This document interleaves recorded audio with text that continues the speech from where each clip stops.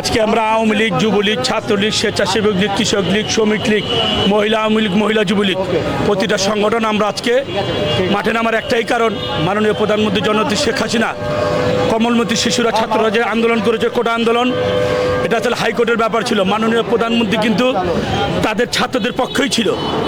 তো ছাত্রদের বলছিল যে 7 তারিখের রায়, আর মাননীয় প্রধানমন্ত্রী কিন্তু এটা আগেও বলছিল যে তোমরা যখন এটা 18 সালেই হইলো যে তোমরা, প্রধানমন্ত্রী বলছিল তোমরা মামলা করো। ওই মামলার রায় ছিল 7 তারিখ, এই 7 তারিখে, সামনে 7 তারিখে। কিন্তু তার আগে জামাত, শিবির, বিএনপি এই ছাত্রদের সাথে মিশা বাংলাদেশে যে মেগা প্রকল্পগুলো, মেট্রো রেল, ফ্লাইওভার এবং এলিভেটেড এক্সপ্রেস, আপনার সেতু ভবন, বিভিন্নতে সারা বাংলাদেশে যে তাণ্ডব লীলা চালিয়েছে, স্বাধীনতার যুদ্ধে যারা জামাত, শিবির, যারা জঙ্গিবাদ যে কাজ করেছিল, ঠিক তাদেরই প্রেতাত্মা আজকে মাঠে চলে আসছে। আমরা ঠিক মাননীয় বিদ্যুৎ প্রতিমন্ত্রী জননেতা নসরুল হামিদ বিপু, উপজেলা চেয়ারম্যান শাহিন আহমেদ, মহিম মামুন, আমাদের প্রিয় নেতার নির্দেশে আজকে আমরা অবস্থান করছি শান্তির পক্ষে, যাতে কেরানীগঞ্জে কোনো ধরনের অশান্তি না আসে।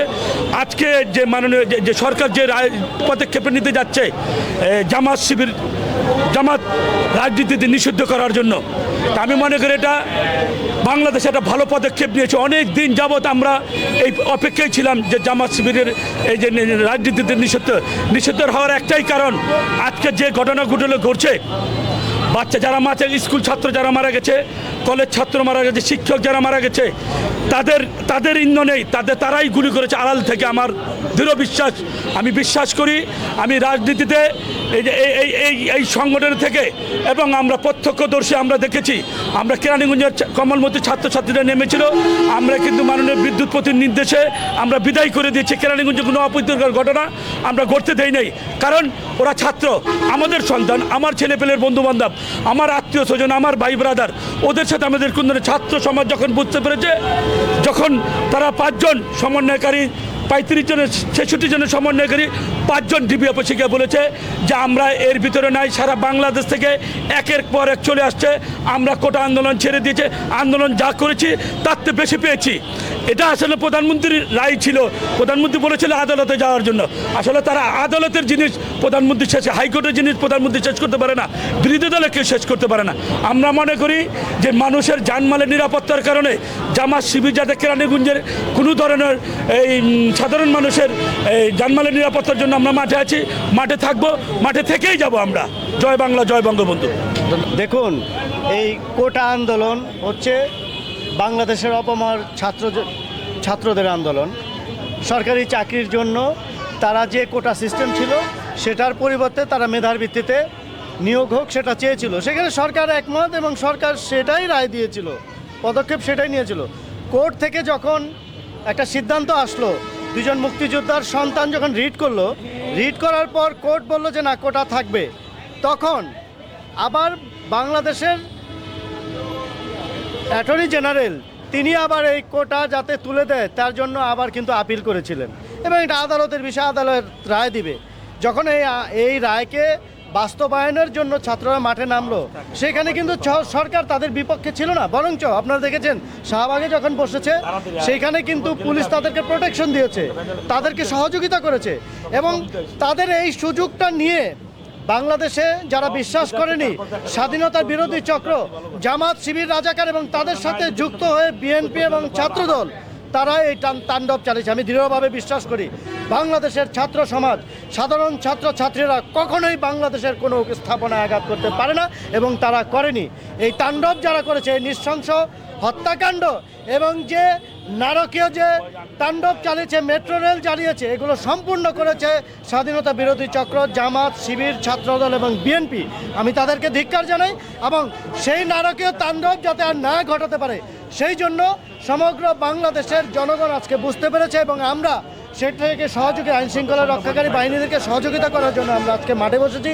বরাবর আমরা মাঠে থাকি এবং আমরা বাংলাদেশকে রক্ষা করার জন্য রক্তের শেষ বিন্দু দিয়ে হলেও আমরা মাঠে থাকব, এবং এই স্বাধীনতা বিরোধী চক্রকে বাংলাদেশ থেকে চিরতরে নির্মূল করব ইনশাআল্লাহ। যে কোটা আন্দোলনকে কেন্দ্র করে সাধারণ ছাত্রদের মাঝে যে সন্ত্রাসী বিরাজ করেছিল জামাত, শিবির, সেই প্রেক্ষাপটে সারা দেশে যারা উগ্র করেছে, এখন মাননীয় প্রধানমন্ত্রী জননেত্রী শেখ হাসিনার নেতৃত্বে এই 18 কোটি মানুষের কথা চিন্তা করে মাননীয় প্রধানমন্ত্রী জননেত্রী শেখ হাসিনা আইন শৃঙ্খলা বাহিনীকে দায়িত্ব দিয়েছেন যাতে এই সাধারণ মানুষের চলাফেরা বিঘ্ন না ঘটে, এবং তারা কঠোরভাবে হস্তান্তর করেছে। আমি মনে করি আইন শৃঙ্খলার ধন্যবাদ দেওয়া উচিত। তারা যারা ব্যবসা প্রতিষ্ঠান খুলেছে তারা নিরাপত্তাভাবে আছেন, যারা সাধারণ খেটে খাওয়া মানুষ আছে তারা, আপনারা দেখছেন এখানে রিক্সা, ভ্যান, যেগুলি সাধারণ যানবাহন স্বাভাবিকভাবে চলাফেরা করছে। তার মানে কি, আমরা বুঝতে পারছি মাননীয় প্রধানমন্ত্রীর নেতৃত্বে আইন শৃঙ্খলা বাহিনী স্বাভাবিকভাবে তারা নেতৃত্ব দিয়ে আসছে এবং স্বাভাবিকভাবে সব কিছু চলমান চলছে। আর আপনারা দেখেছেন যে 15-16 বছরের ভিতরে জননেত্রী শেখ হাসিনার নেতৃত্বে এই বাংলাদেশ যেভাবে এগিয়ে যাচ্ছে বিশ্বের বুকে, এটা স্বাধীনতা বিরোধী শক্তি এই উন্নয়নকে ধ্বংস করতে চায়। আমরা যারা রাষ্ট্রীয় পরিচালনা করতে চায় তারা যদি আন্দোলনের মাধ্যমে যে ক্ষমতা আসতে চায় তাহলে দেশই পরিচালনা করবে। তাহলে এই জনগণের সম্পদ, মেট্রো রেল, পদ্মা সেতু, এলিভেটেড এক্সপ্রেসের মধ্যে আপনারা দেখেন এগুলো কয়েকদিন হলো যে এটা চালু হয়েছে, সাধারণ জনগণ এটা সুফলতা পেয়েছে। আজকে তা এগুলি জ্বালিয়ে দিয়েছে। তারা এগুলি জ্বালিয়ে দিলে দেশ আবার শাসন করতে, তারা কারা আমরা জানতে চাই। তারা কি সাধারণ ছাত্র, নাকি 71-এ হানাদারে যারা এই দেশে বিরোধিতা করেছিল তারা? আমরা আইন শৃঙ্খলার মাধ্যমে এই যারা এগুলি করেছে তাদেরকে চিহ্নিত করার জন্য আইন শৃঙ্খলা বাহিনীকে আমরা অনুরোধ করছি। সাধারণ মানুষ জানমাল নিরাপত্তার জন্য আমরা এখানে যারা উপস্থিত হয়েছি, আওয়ামী লীগ, যুবলীগ, জননেতা, ঢাকা তীরে মাননীয় সংসদ, গণপথে বাংলাদেশ সরকার বিদ্যুৎ জ্বালানি খনিজ সম্পদ প্রতিমন্ত্রী জননেতা নুসরাত বিপুল সাহেবের নেতৃত্বে, এবং আমাদের উপজেলা চেয়ারম্যান এবং দক্ষিণ ধারা আওয়ামী লীগের সভাপতি শাহিন আহমেদ মাহি মামুনের নেতৃত্বে আমরা এখানে উপস্থিত হয়েছি সাধারণ মানুষের জানমাল নিরাপত্তার জন্য।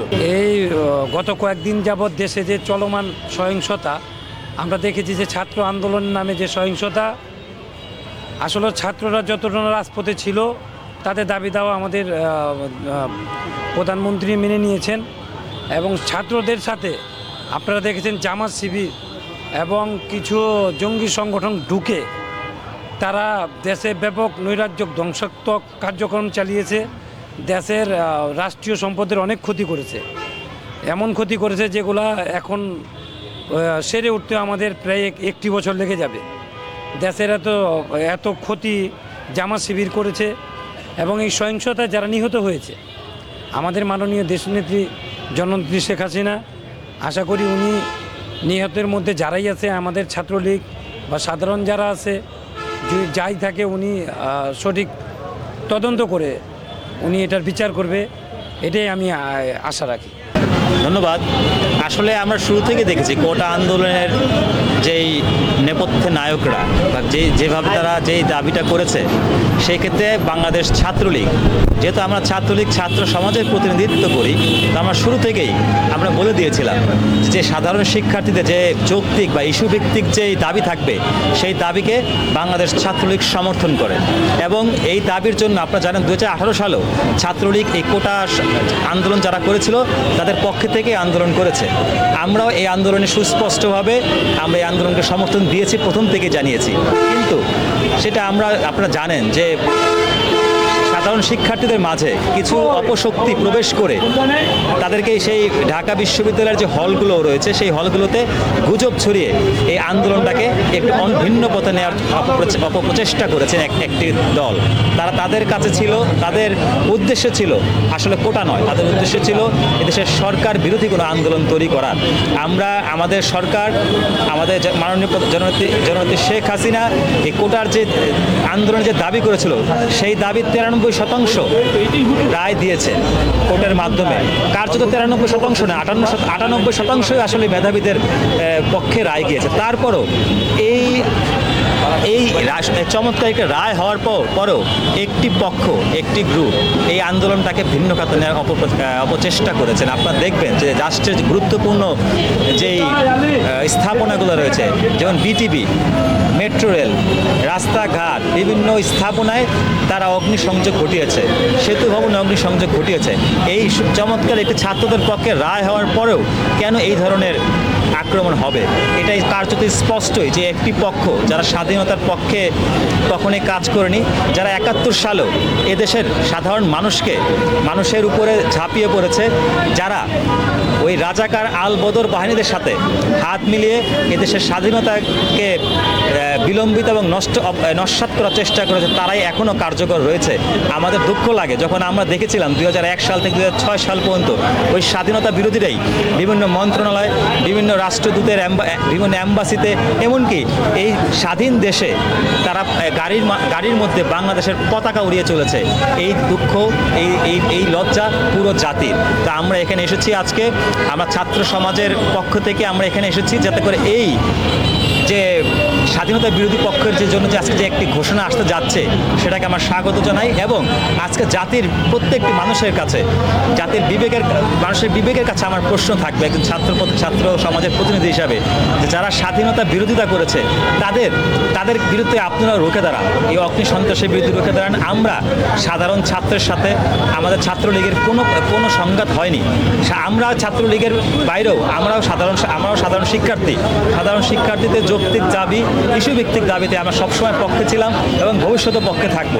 তাদের যে কোনো দাবিতে, যে কোনো যৌক্তিক দাবিতে, যে কোনো প্রয়োজনে আমরা ছাত্রলীগ পুরো, বিশেষ করে দক্ষিণ কেরানীগঞ্জের ছাত্রলীগ পুরো কেরানীগঞ্জের প্রত্যেকটি শিক্ষা প্রতিষ্ঠানের সাথে আমরা যুক্ত রয়েছি এবং তাদের দাবিকে আমরা সমর্থন জানিয়ে সবসময় ভবিষ্যতে তাদের শিক্ষার পরিবেশটাকে সুন্দর রাখার জন্য সবসময় কাজ করে যাব।